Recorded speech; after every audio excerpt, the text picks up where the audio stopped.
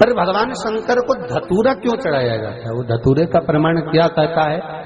तो शिव महापुराण की कथा में रुद्र संहिता के अंतर्गत महाराज अगर आप पढ़ेंगे तो उसमें व्याख्यान वर्णन मिलेगा कि मनुष्य के जीवन में प्रतिदिन असत्य बोलने में आता है।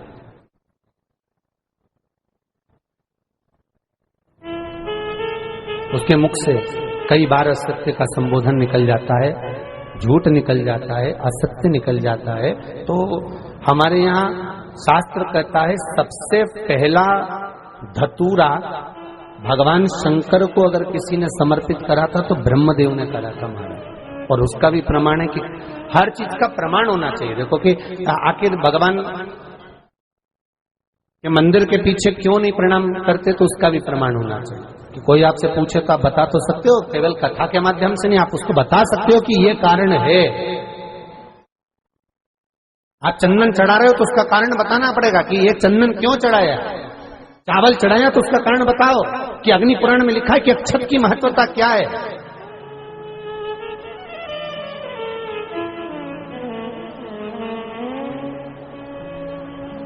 बेलपत्री चढ़ा रहे हो तो शिवलिंग का प्रमाण वर्णन करना पड़ेगा, लिंग पुराण को उठाकर बोलना पड़ेगा कि ये पार्वती का प्रतिबिंब है, ललिता जी का प्रतिबिंब है, सती का प्रतिबिंब है। एक एक चीज को आज के समय में अगर आप किसी को कोई राय दे रहे हो, कुछ बता रहे हो, तो प्रमाणित करना पड़ेगा कि ये आपको यहां से इसका वर्णन है और आपको ये करना पड़ेगा, उसके अनुसार ये कर्म है।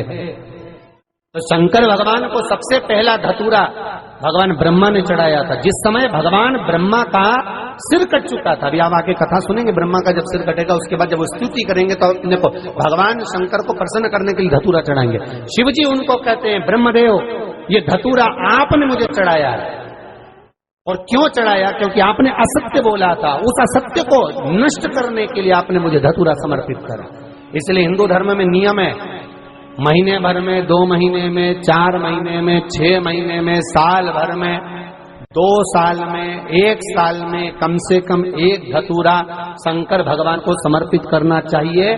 जिस दिन धतूरा समर्पित करो उसके पहले जितना समय निकला उसमें आपने अगर झूठ बोल भी दिया हो तो भगवान शंकर उसको नष्ट कर दें, इसीलिए उस धतूरे का समर्पण होता है।